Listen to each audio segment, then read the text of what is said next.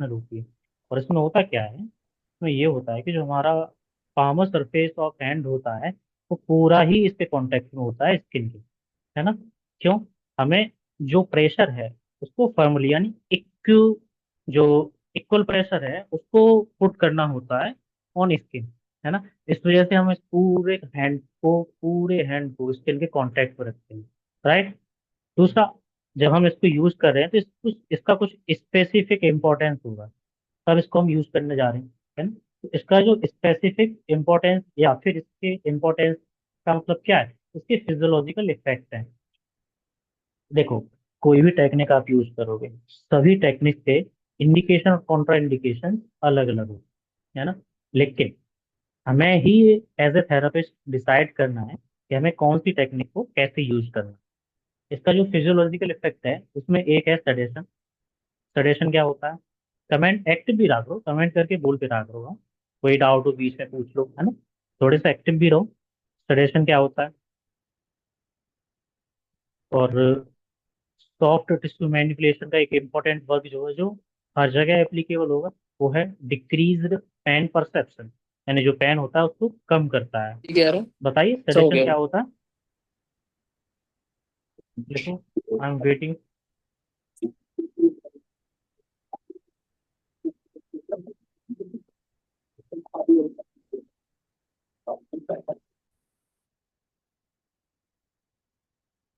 Sedation का मतलब क्या होता है?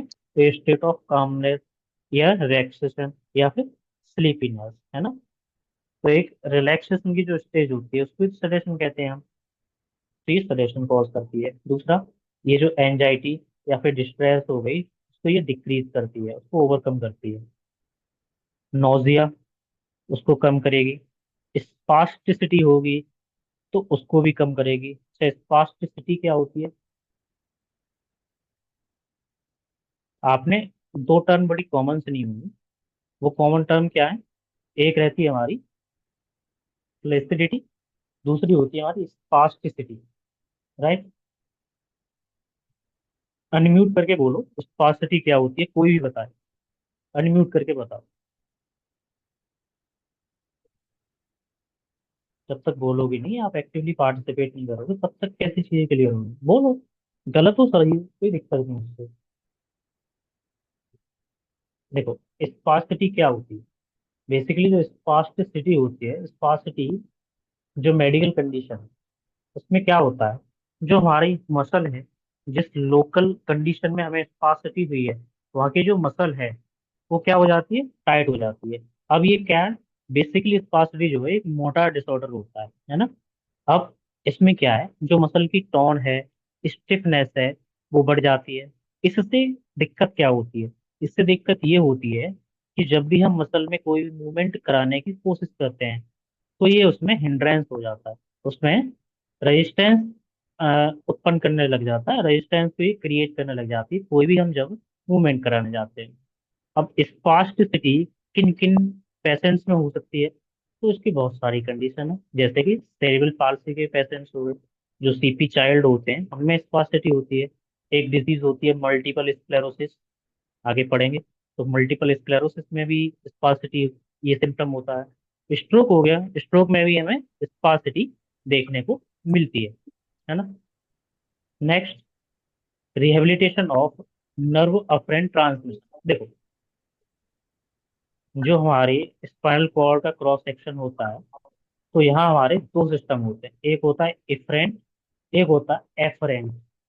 कोई बता सकता है इफरेंट और एफरेंट में अंतर क्या है?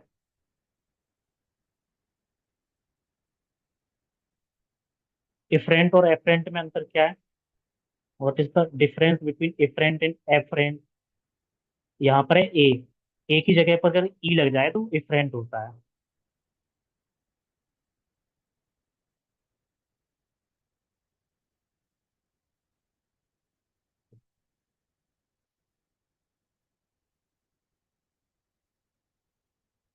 बोलो।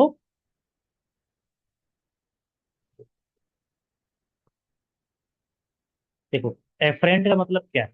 एफरेंट का मतलब होता है कोई भी सिग्नल जो सेंट्रल पॉइंट, जैसे कि हमारा ब्रेन हो गया अभी, तो ब्रेन की तरफ कोई भी स्टिमुलस अगर ट्रेवल कर रहा है टूवार्ड्स दी ब्रेन, यानी signals travelling towards the centre point, हम उसको क्या बोलेंगे? Afferent, AFF। But away from the CNS क्या बोलेंगे उसको? इफरेंट। ये कॉमन टर्म्स हैं, थोड़ा सा इन चीजों का ध्यान रखो, है ना। Next point, decreased sympathetic nervous system activity. इसका एक इम्पॉर्टेंट जो फिजियोलॉजिकल इफेक्ट है वो सबसे इम्पोर्टेंट है, एक अफरेंट ट्रांसमिशन और दूसरा पेन परसेप्शन, है ना। पेन परसेप्शन इवन सबका ही है, लेकिन इसका पेन परसेप्शन का जो फंक्शन है इम्पोर्टेंट है। क्यों इम्पोर्टेंट है? आगे आप सीखोगे, तब आप कहोगे कि हाँ सर ये आपने हाईलाइट किया था पहले। ठीक है, समझ में आ रहा है? Yes sir. अब देखिए दूसरा आता है, अभी हमने क्या पढ़ा था? स्ट्रोकिंग। जब स्ट्रोकिंग पढ़ा था तो उसमें हमने देखा एक सुपरफिशियल होती है, एक डीप स्ट्रोकिंग। डीप स्ट्रोकिंग का ही दूसरा नाम क्या है? इफ्लोरेज। डीप स्ट्रोकिंग का ही अदर नेम जो है वो है इफ्लोरेज। तो डीप स्ट्रोकिंग बोलो या फिर इफ्लोरेज, इसमें क्या है?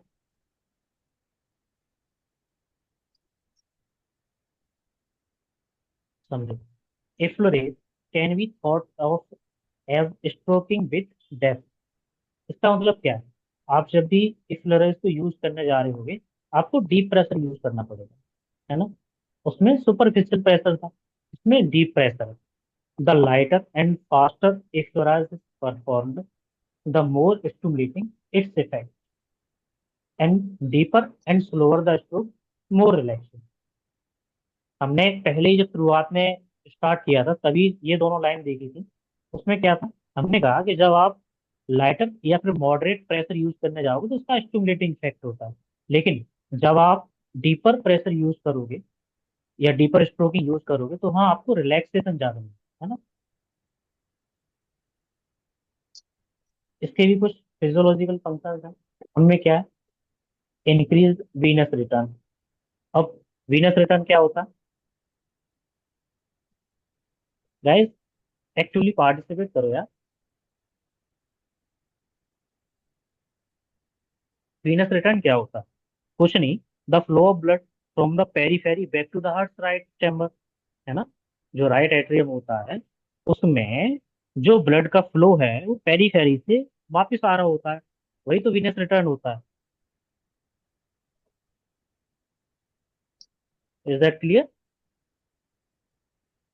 समझे वीनस रिटर्न क्या होता है? The amount of blood, the amount of blood which are coming back towards the right atrium of heart is known as venous return। Clear guys?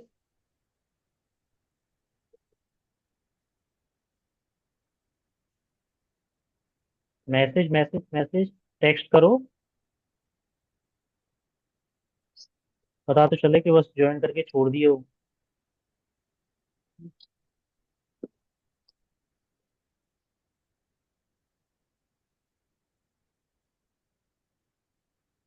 Venus return clear हुआ?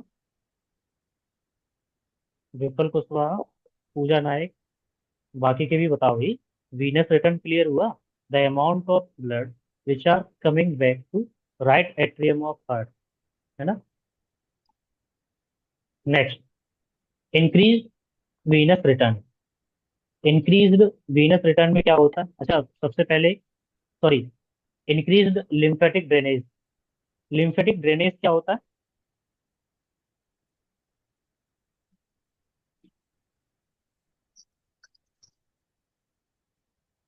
लिम्फेटिक ड्रेनेज क्या होता है, कोई idea? Lymphatic drainage is also a specialised type of massage. समझ रहे हो? Lymphatic drainage जो होती है वो भी एक तरीके की स्पेशलाइज्ड जो है मेडिकल मसाज होती है। इसमें क्या है? लिम्फेटिक ड्रेनेज में जो बॉडी के अंदर लिम्फेटिक फ्लूइड होता है ना, उसको हम क्या करते हैं? बॉडी के किसी एक सर्टेन एरिया में कलेक्ट करते हैं, है ना। और उसको जो फ्लूइड को हम कलेक्ट करते हैं उसी फ्लूइड को हम बोलते हैं ड्रेनेज। यानी क्या है? उसका फिर हम एक्सक्रेशन करा देते हैं वाया लिम्फ नोड, है ना। तो जो लिम्फ नोड होते हैं, जैसे हमारी एक्जिला बगल होती है, एक्जिला, है ना। तो बगल के अंदर भी आप थोड़ा सा डीपली दो उंगलियों को, फिंगर को प्रेस करके देखोगे तो आपको फील होगा कि हमारी एक्जिला में भी जो पेन करने लगते हैं जब हम प्रेस करते हैं, वहां भी लिम्फ नोड होते हैं। जो हमारी सर्वाइकल होती है, नेक, वहां भी लिम्फ नोड होते हैं। तो बेसिकली क्या है, हम जब भी इफ्लोराज करते हैं तो इफ्लोराज को कर कैसे रहे हैं, पहले ये देखो प्रोसेस क्या है इसकी। प्रोसेस ये, इसकी जो फिंगर टिप्स होते हैं, जो हमारे हैंड के फिंगर टिप्स होते हैं, जो फिंगर टिप्स होते हैं उनको हम प्लेस करते हैं। और उनको जब एक बार प्लेस कर लेते हैं तो क्या करेंगे, इन फिंगर्स से फर्मली प्रेशर लगाते हुए आगे की तरफ बढ़ेंगे, है ना। ये आगे की तरफ बढ़ते जाएंगे। जब आगे की तरफ बढ़ते जाएंगे, एक कंडीशन ये है कि जैसे ही हम इफ्लोरास करने जा रहे हैं, तो जब तक हम इसके एंड पॉइंट तक नहीं पहुंचा देते तब तक इन उंगलियों को उठाते नहीं। क्या है, हम एक बार सपोज दैट मैंने लोअर बैक पर अपनी फिंगर्स को, दोनों हैंड की को पुट कर दिया, और एक बार अगर उसको रख दिया तो जब तक हम एंड पॉइंट यहाँ तक ना पहुंच जाए तब तक इन उंगलियों को उठाएंगे नहीं। या फिर दूसरी बात, जितना प्रेशर हमने यहाँ पुट किया है उतना ही प्रेशर यहाँ तक लेके जाएंगे, है ना। इस पूरी ट्रेवलिंग जर्नी में सेम अमाउंट ऑफ प्रेशर को हम लगाए रखेंगे। ठीक है, तो इससे क्या है, नोटिस करोगे कि बहुत सारा अमाउंट ऑफ ब्लड जो है, या फ्लूइड जो है, वो आगे की तरफ जा रहा है। जब वो आगे की तरफ ट्रेवल कर रहा है, आगे की तरफ भी ट्रेवल करेगा, कुछ अमाउंट उंगलियों की वजह से इस डायरेक्शन में चला जाएगा, है ना। कुछ अमाउंट ऑफ ब्लड क्या होगा, कुछ तो फॉरवर्ड डायरेक्शन में ट्रेवल करेगा, और कुछ amount of blood suppose that in उंगलियों के प्रेस की वजह से आपस में क्रॉस करेगा, इस तरह से। और क्या होगा, कुछ अमाउंट ऑफ ब्लड इस फिंगर की वजह से लेटरल पार्ट में जाना शुरू हो जाएगा, बॉडी के लेटरल पार्ट में, है ना। इससे हो क्या रहा है, इससे बेसिकली ये हो रहा है, फ्लूइड एक्सचेंज हो रहा है इस पूरी बॉडी में। जिस जगह पर हम इस इफ्लोराल को यूज कर रहे हैं वहाँ फ्लूइड एक्सचेंज हो रहा है। यहाँ का फ्लूइड बढ़ के यहाँ आया, ये यहाँ नहीं आया, बल्कि इधर भी डिस्ट्रीब्यूट हुआ, इस साइड भी डिस्ट्रीब्यूट हुआ। यहाँ का जो ब्लड होगा वो भी इस प्रेशर की वजह से कहीं ना कहीं आगे और मूवमेंट कर रहा होगा, किसी भी डायरेक्शन मूवमेंट कर रहा होगा, है ना।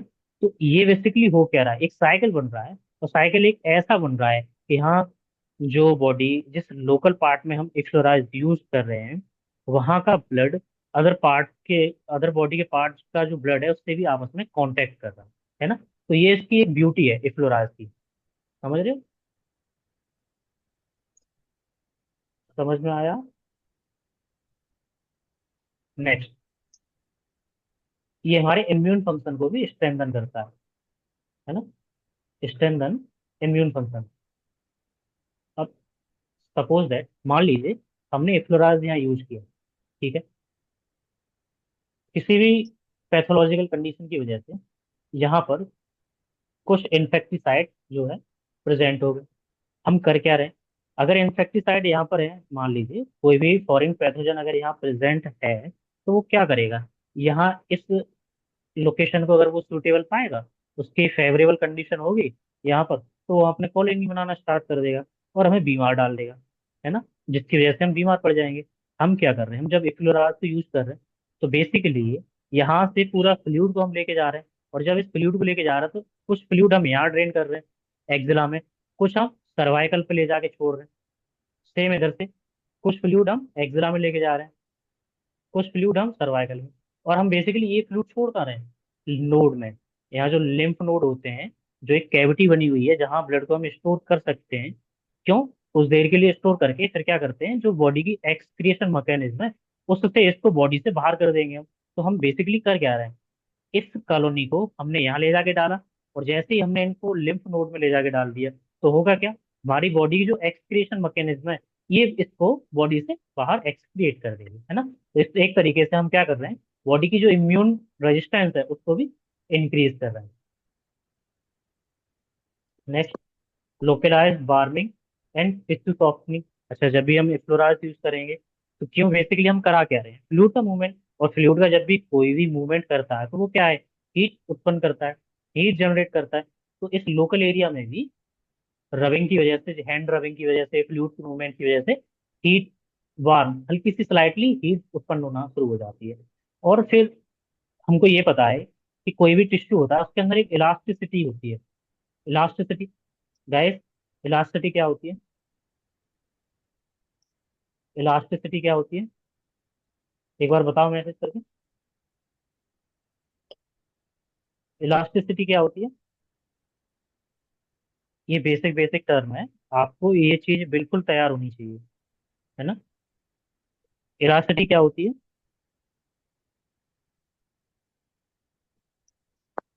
अच्छा, आप इरेजर के बारे में जानते होंगे ना। Able to stretch, okay. और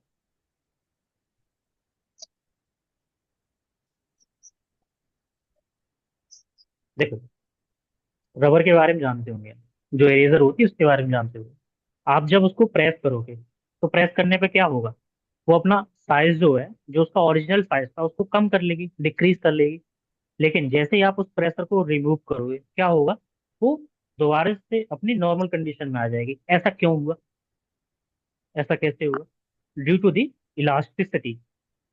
बेसिकली मतलब क्या है कि जो हमारी मसल्स हैं,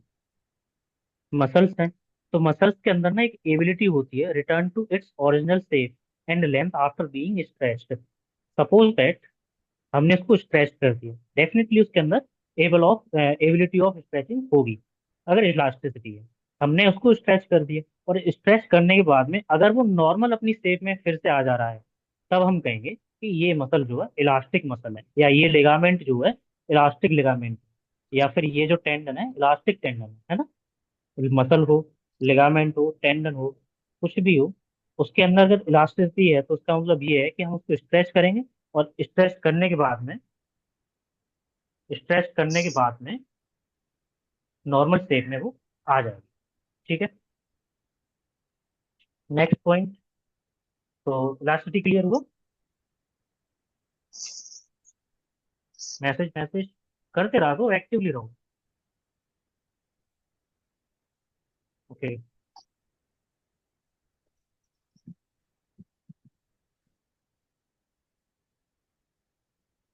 नेक्स्ट, जो हमारी मसाज थेरेपी है उसका एक पार्ट जो एक्सप्लोराज है, ये बेसिकली करता क्या है?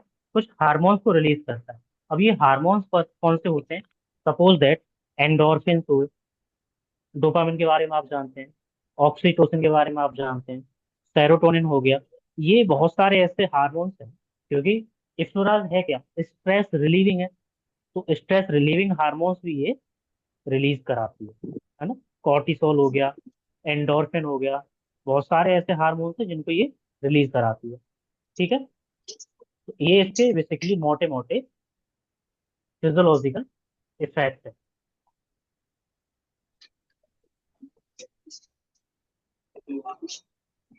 नेक्स्ट, पेट्रिसाज। अच्छा, पेट्रिसाज क्या था ये? इधर देखो, पेट्रिसाज जो हमारा प्रेशर जो है उसमें एक पेट्रिसाज हमारा सब टाइप है ना, पेट्रिसाज। अच्छा, एक चीज, स्लाइड में जितने भी डायग्राम्स लगाए हैं, या फिर जितने भी पॉइंट मेंशन है, पेट्रिसाज हो गया, नीडम हो गई, ये क्या है बेसिकली जो इम्पोर्टेंस, मतलब बेसिकली हम इनको रेगुलरली यूज करते ही हैं अपने थेरेपी प्रोटोकॉल में, ये वो वाले हैं। ठीक है। उसमें से एक टाइप है हमारा पेट्रिसाज। अब पेट्रिसाज में क्या होता है? पेट्रिसाज में बेसिकली क्या हो रहा है? थेरापिस्ट जो है, मान लो ये कंडीशन देखो, इस कंडीशन में क्या है? दोनों हैंड की जो पाम है और बिग फिंगर्स हैं, उससे उसने क्या किया है, काफ मसल है, जैसे ये काफ मसल है हमारी, ये काफ मसल है, तो काफ मसल को उसने ग्रेस्प कर लिया है ना, उसको पकड़ लिया है। अब क्या करेगा? इसको पकड़ने के बाद में ये इन फिंगर्स से इस मसल को ऊपर की तरफ लिफ्ट करेगा। पेशेंट प्रोन पोजीशन में, पेट के बल लेटा हुआ है, प्रोन पोजीशन में लेटा हुआ है, उसकी कैफ मसल है उसको उसने पकड़ लिया दोनों हाथों से, अच्छी ग्रेस्प बनाने के बाद में इसको अपवार डायरेक्शन में पुल करेगा। जब अपवर्ड डायरेक्शन में इसको पुल करेगा या लिफ्ट करेगा, तो इससे होगा क्या? इससे ये होगा कि makes a deep contact while lifting the muscle away from the bone. जब ये मसल को बोन से अवे या अपोजिट डायरेक्शन में या उससे दूर लेके जा रहा होगा, तो होगा क्या बेसिकली? लगाओ दिमाग, इसके फिजियोलॉजिकल इफेक्ट क्या होंगे? हम देखो, ये टेक्निक कि इसको करेंगे कैसे, पैंतीस टास्क को परफॉर्म करने की टेक्निक्स हैं। सेम इधर भी हमने देखा था प्रीवियसली, उसमें भी क्या था? ये टेक्निक्स थी कि आप किस तरीके से इन टेक्निक को परफॉर्म करने वाले हैं, है ना। टेक्निक को परफॉर्म करने के प्रोसीजर्स थे। ये भी टेक्निक को परफॉर्म करने का प्रोसीजर है। अब हमें समझना है कि हम इस टेक्निक को जब भी यूज करें तो उसकी फिजियोलॉजिकल इफेक्ट क्या है। सोचो, एक का सबका तो कॉमन रहना ही है, वो क्या है? पेन।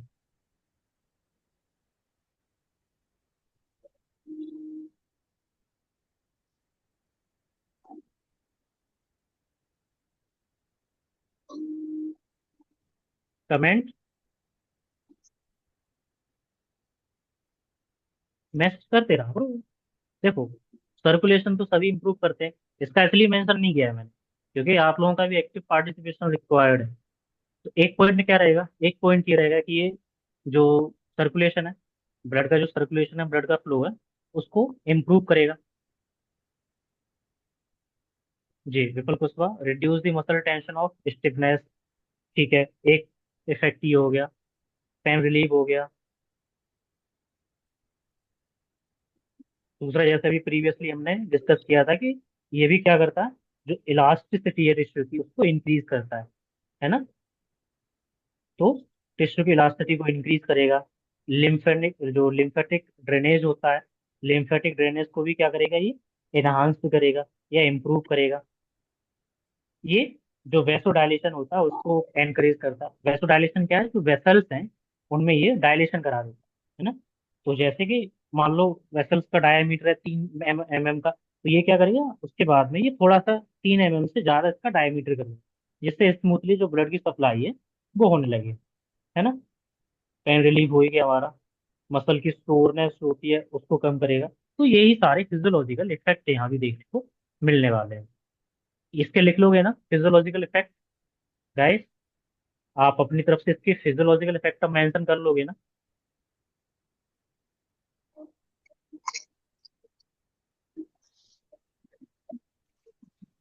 क्योंकि कुछ थोड़ा सा होमवर्क आपने भी करना है। स्वेलिंग में भी पेट्रिसाज कर सकते हैं या कर सकते हैं, बट पेट्रिसाज करने से पहले जो ट्रीटमेंट का प्रोटोकॉल है उसमें हमें एफ्लोराज को यूज करना होगा। Without effleurage we will not be able to use petrissage. ठीक है सिफा खान।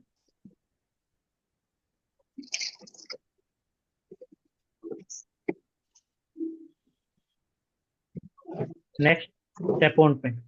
अच्छा, टेपोटमेंट क्या होता है? तो उसके लिए भी हम पीछे चलते हैं। यहाँ आप लोगों को क्या करना है, सबसे पहले इस चार्ट को बड़े आराम से, बड़े अच्छे से बना लेना। इसके टाइप्स हैं, इसको भी आप एडजस्ट कर लेना अपने हिसाब से। एक ही पेज पे आ जाए, एक पे कर लेना। 2 पेज की जरूरत पड़े, 2 पेज को यूज कर लेना। ठीक है, लेकिन ये चार्ट आपने बनाना है, क्योंकि इसके बिना आपकी जर्नी आगे इनकम्प्लीट होने वाली है। हमने जो परकशन था वही लिख दिया है, टेपोटमेंट। तो बेसिकली परकशन के अंदर या टेपोटमेंट के अंदर इतनी सारी कंडीशंस जो है या सब टाइप्स जो है वो होने वाले हैं। पहला रहता है टैपिंग। देखिए, जो टैपिंग होती है, टैपिंग को हम कई जगह पर कई तरीके से परफॉर्म करते हैं। यहाँ पर जो हमने टैपिंग करके दिखाया हुआ है वो हमने फोर हेड पे करके दिखाया हुआ है। लेकिन हम टैपिंग जरूरी नहीं सिर्फ फोर हेड पे, किसी भी पार्ट में टैपिंग को परफॉर्म कर सकते हैं। होता क्या है, therapist use her finger tip to lightly tap on client's fore. ये लाइटली टैप कब करेंगे? कंडीशन क्या है, जब हम फोर हेड पर टैप कर रहे होंगे तभी इसको लाइटली हम यूज करेंगे। अगर फोर हेड नहीं, सपोज दैट मान लीजिए आपके लोअर बैक पे, अपर बैक पर, बैक साइड में अपर बैक पर कर, तो क्या आप इन्हीं उंगलियों से टैप करने वाले हैं? नहीं करने वाले, क्योंकि आपको वहाँ ज्यादा प्रेशर, उस मसल्स को ज्यादा प्रेशर की रिक्वायरमेंट है, ज्यादा फोर्स की रिक्वायरमेंट है। तो आपने ज्यादा प्रेशर यूज करना पड़ेगा। तो ये डिपेंड कर रहा है कि आप किस पार्ट में इस टेक्निक को यूज करने वाले हैं। टैपिंग का भी सेम वही फिजियोलॉजिकल इफेक्ट क्या हो सकते हैं।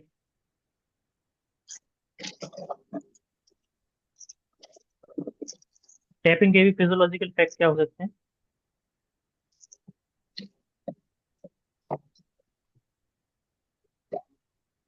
अच्छा, एक चीज हो, ये जो टैपिंग होती है ना बेसिकली, इसका एक और नाम होता है, अदर नेम होता है, वो होता है इमोशनल फ्रीडम टेक्निक।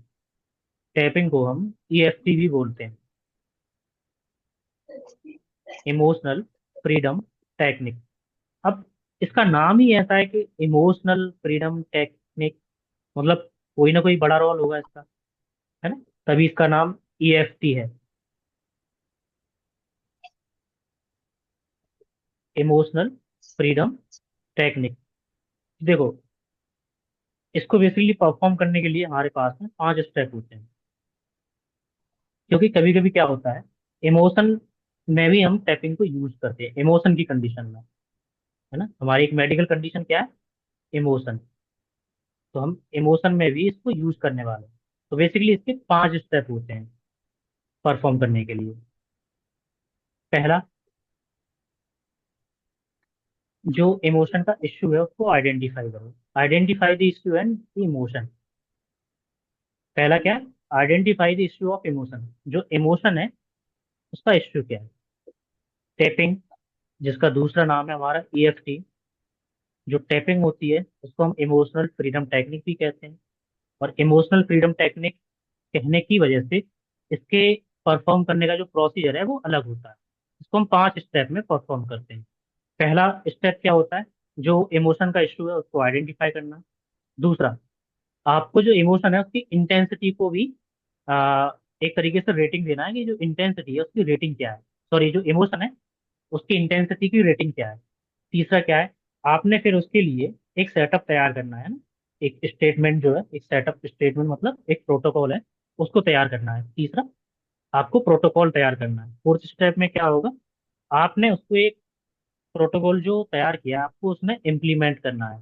फोर्थ में इम्प्लीमेंट करना है। देन 5 में क्या करना है, आपने उससे फीडबैक लेना है। बेसिकली इसके 5 प्रोसेस होते हैं, 5 स्टेप्स होते हैं, सॉरी 5 स्टेप होते हैं इसको परफॉर्म करने के लिए। उसमें वन क्या है, identify the issue of emotion. दूसरा, जो इमोशन है उसकी इंटेंसिटी क्या है। तीसरा, तीसरा क्या था, आपको एक स्टेटमेंट तैयार करना है। फोर्थ, आपने जो स्टेटमेंट तैयार किया है आपने उसको इम्प्लाई करना है, एप्लीकेबल बनाना है उसको। पांचवा, उसका फीडबैक, क्योंकि फीडबैक बहुत इंपॉर्टेंट होता है ना। तो ईएफटी, टाइपिंग को हम ईएफटी भी बोलते हैं। नेक्स्ट,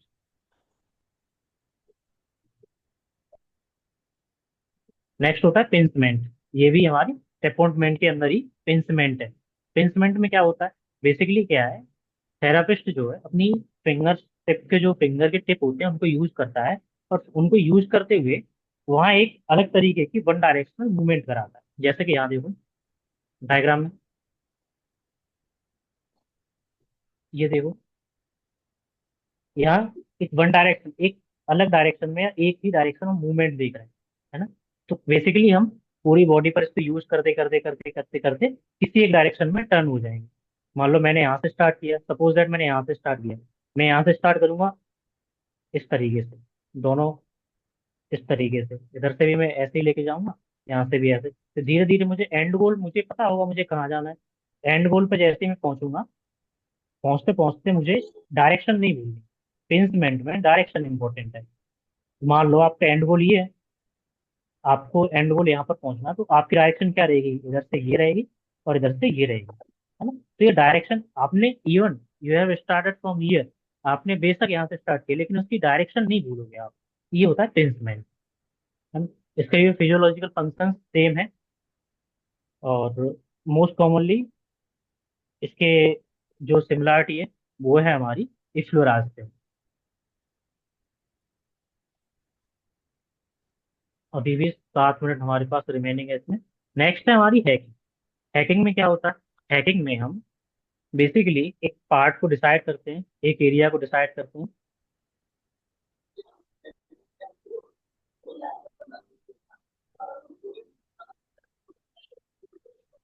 ओके, रॉबर्ट हिमांशु कह रहे हैं कि इट रिलीव्स बैक पेन डिस्कॉज specially of superficial muscles along with some muscle relaxant go back, it would be wonders.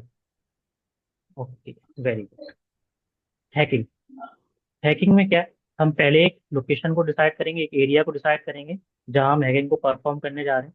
उस एरिया को डिसाइड करने के बाद सपोज दैट मुझे यहाँ परफॉर्म करनी है, तो मैं क्या करूंगा, सबसे पहले जो स्ट्राइक है मेरी, जो हैंड की स्ट्राइक रहने वाली है, देखो इसकी जो पोजीशन है ना हैंड की, डिपेंड करती है पर्सन टू पर्सन।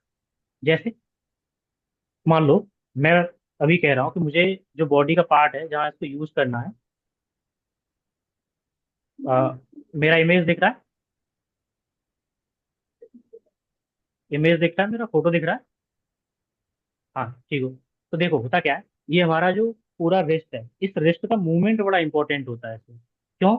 इसमें हम एक इस तरीके का मूवमेंट कराते हैं, अल्नार और रेडियल डेविएशन का मूवमेंट कराते हैं कि अल्नार और रेडियल डेविएशन इस तरीके का मूवमेंट। और ये जो सरफेस होता है हमारी रिस्ट का, ये वाला सरफेस, ये टोटली कांटेक्ट में रहता है। साथ में ये जो हमारी लिटिल फिंगर होती है, इस लिटिल फिंगर का मूवमेंट इंपॉर्टेंट होता है हैकिंग में। तो जो ये लिटिल फिंगर है, उसका जो मूवमेंट होगा वो भी अल्नार डेविएशन में जाएगा, अल्नार डेविएशन में, इस तरीके से, है ना। तो ये जो मूवमेंट है ये इंपॉर्टेंट होता है। सपोज दैट आप बैक पे करने जा रहे हैं, तो बैक पे पेशेंट सुपाइन वो प्रोन पोजीशन में लेटा हुआ होगा। जब पेशेंट प्रोन पोजीशन में लेटा हुआ है तो उस कंडीशन में आप क्या करेंगे? सपोज दैट आपने लोअर क्वाड्रेंट में, बैक के लोअर क्वाड्रेंट में आपने हैकिंग को यूज करना है। इस कंडीशन में क्या करेंगे? आपने एक एरिया डिसाइड कर लिया कि मुझे इतने से एरिया में हैकिंग देनी है। जब आपने उस एरिया को डिसाइड कर लिया, फिर क्या है, आपका हैंड का जो पाम का मूवमेंट है ये इस तरीके से इंटरमिटेंट, है ना, साइकिल की तरह मूवमेंट करेगा, एक साइकिल में रहेगा। जब एक पार्ट बॉडी के कांटेक्ट में होगा, दूसरा उससे लिफ्ट करेगा। जब दूसरा वाला हाथ उससे कांटेक्ट में आएगा, एक उससे वो एब रहेगा, है ना। इस तरीके से अल्टरनेट मूवमेंट होगा ये वाला। इस तरीके से जब ये अल्टरनेट मूवमेंट होगा, ओके, इस तरीके से हम हैकिंग को परफॉर्म करते हैं। नेक्स्ट है, अच्छा इसके भी फिजियोलॉजिकल इफेक्ट वैसे ही हैं जैसे फ्लोराज के हैं। इसलिए नहीं मेंशन किए क्योंकि फिजियोलॉजिकल इफेक्ट जो है मोस्टली सबके कॉमन होते हैं, है ना। नेक्स्ट होता है हमारा कपिंग। कपिंग भी बहुत इंपॉर्टेंट है, क्योंकि आप जब भी आईसीयू में वर्क करेंगे, तो आईसीयू में काम करते वक्त आपको कपिंग तो बहुत ज्यादा काम करना पड़ता है ना, कपिंग थेरेपी। तो कपिंग थेरेपी को जब आप यूज कर रहे हैं, तो इसमें भी क्या है, हैंड की पोजीशन इंपॉर्टेंट है। तो हैंड की पोजीशन आप इसमें कैसे रखने वाले हैं, ये इस तरीके से, लेटरली व्यू देखो, कप होगा क्या, ये जो बीच का हिस्सा है ये हमारा एलिवेट होगा, इस तरीके से उठा हुआ होगा। ये जो फिंगर टिप है ये कांटेक्ट में जाएंगे, ये जो पाम है ये स्लाइडली कांटेक्ट में जाएगी। इस थंब का ये जो सरफेस है ये कांटेक्ट में जाएगा, और ये वाला सरफेस कांटेक्ट में जाएगा। जब भी हम पेशेंट को ट्रीट कर रहे होंगे कपिंग को भी, ये भी अल्टरनेट मूवमेंट होगा, अल्टरनेट, है ना। एक पार्ट ये जो एक हाथ जो हैंड है वो कांटेक्ट में रहेगा, दूसरा वाला लिफ्ट रहेगा। तो ये भी अल्टरनेट मूवमेंट होगा। लेकिन अब कपिंग थेरेपी को जब भी हमें परफॉर्म करना है, तो हमें ये हमेशा ध्यान में रखना है कि इसके इंडिकेशन और कॉन्ट्रा इंडिकेशन क्या है, क्योंकि आप इसको हर जगह यूज नहीं कर सकते। कपिंग थेरेपी को आप हर जगह यूज नहीं कर सकते। तो कपिंग थेरेपी को यूज करने से पहले आपको इसके डिटेल कॉन्ट्रा इंडिकेशन और इंडिकेशंस के बारे में जानना होगा, ठीक है। नेक्स्ट हमारा पाउंडिंग होता है। पाउंडिंग में हम क्या करते हैं, जो हमारी फिंगर्स होती हैं, जो फिंगर्स हैं उनको ऐसे क्लोज करके एक फिस्ट बना लेते हैं। लेकिन ये पार्सली फिस्ट बनाएंगे, कंप्लीटली ऐसे टाइटली क्लोज नहीं करेंगे, एक पार्सली फिस्ट बनाएंगे इस तरह से। और इस पार्सली फिस्ट को ही हम क्या करेंगे, इन जो अल्टरनेट मूवमेंट है उसको कराएंगे बॉडी के उस पार्ट पर। लेकिन हमें ये ध्यान रखना है कि ये जो मूवमेंट जितने भी होते हैं वो जेंटली होते हैं। जेंटली मतलब क्या है, पेशेंट को उससे इंजरी ना हो या वो इरिटेट ना हो, है ना। अगर इरिटेट हो जाएगा तो वो दोबारा आपके पास आएगा ही क्यों, ठीक है। नेक्स्ट होता है रैकिंग, जो सॉरी रॉकिंग। रॉकिंग जो होता है, इसमें क्या करते हैं, हम इसमें ये देखो पूरा पाम है, मान लो सपोज दैट ये एक पैसन लेटा हुआ है और मुझे इसकी बॉडी पर अगर हैंड प्लेसमेंट करना है, तो मैं क्या करूंगा, ये फिंगर अलोंग विथ थंब दोनों आपस में 90 डिग्री के एंगल पर रहेंगे। ये जो थंब है ना, ये आपस में 90 डिग्री के एंगल, जैसे एक मैं एक हॉरिजॉन्टल लाइन ऐसे डाल दूं, तो ये दोनों आपस में 90 डिग्री के एंगल पर रहेंगे। जब ये 90 डिग्री के एंगल पर रहेंगे और ये मेरी जो फिंगर्स हैं, ये डायरेक्टली जिस जगह से आप स्टार्ट करने जा रहे हो वहां प्लेस हो जाएंगे। और ये थंब एक अलग ही डायरेक्शन में एक रहता है, क्रॉस फाइबर मैकेनिज्म। तो ये क्रॉस फाइबर मैकेनिज्म जनरेट करते हुए जाते हैं, इस तरह से आगे बढ़ेंगे। प्रेशर जितना अप्लाई करना है पैशन के अकॉर्डिंग अप्लाई करते हुए आगे बढ़ेंगे। आगे बढ़ते वक्त इसमें हमें फ्लोराज का ध्यान नहीं रखना होता है कि हमें इसको कहाँ ड्रेन करना है क्या नहीं, है ना, वो इंपॉर्टेंट नहीं होता है इसमें। हाँ, what place we can not do cupping. देखो, कपिंग के कॉन्ट्राइंडिकेशन बहुत सारे। सपोज दैट आपको ट्यूबरकुलोसिस का इन्फेक्शन है ना, आप चेस्ट थेरेपी देने जा रहे हो, और चेस्ट थेरेपी देने देते वक्त आपको ये नहीं पता कि इसको चेस्ट इन्फेक्शन ऑलरेडी है, ट्यूबरकुलोसिस का इन्फेक्शन है, तो आप क्या करोगे उस कंडीशन में? आप उसको और एग्जर्साइज कर दे रहे हो। कपिंग का मतलब क्या है? आप जो स्पुटम बना हुआ है उसको बॉडी से बाहर। अच्छा guys, less than 1 minute remaining है, मतलब सेशन एंड होने वाला है अपने आप से। तो